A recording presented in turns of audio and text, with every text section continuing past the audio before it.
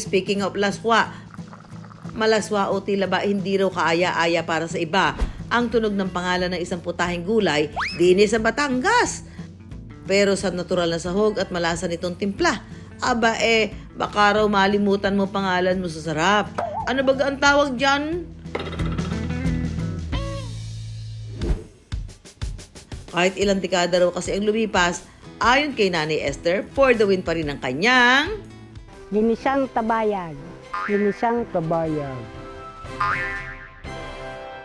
Nung kabataan ko po, ay inuulam na po namin ang tabayag. Yan po ay niluluto ng nanay para pambaon po namin sa eskwela. Pag wala pong maulam, ay meron po kaming tanim sa bakuran.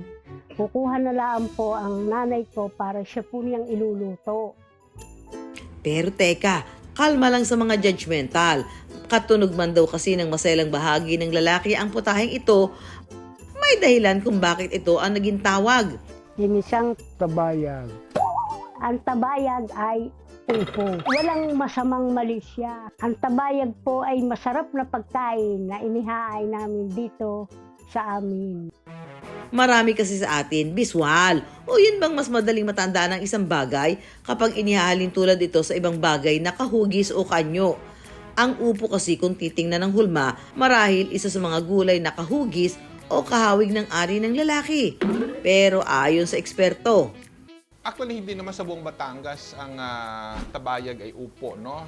Merong particular na lugar sa Batangas, katulad ng Taal, na kung saan pamoso ang salitang tabayag na tumutukoy sa upo. Pero kung anuman ang tawag ay walang anumang kaugnayan sa bayag ng isang lalaki.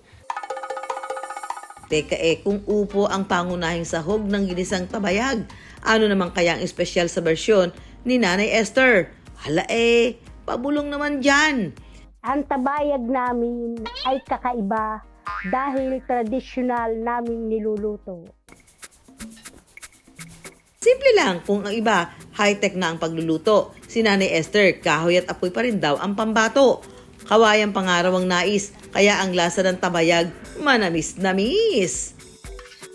Sa paghahanda ng ginisang tabayag, kailangan lang igisa ang bawang, sibuyas at kamatis.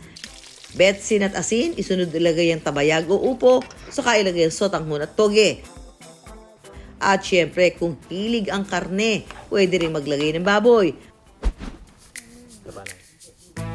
Paano ba yan? Ay siya, kainan na din eh.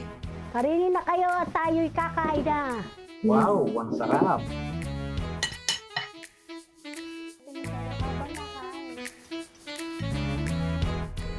Masarap, lasang lutong Batangas. Okay po, kasasarap po kasalo sa kanin.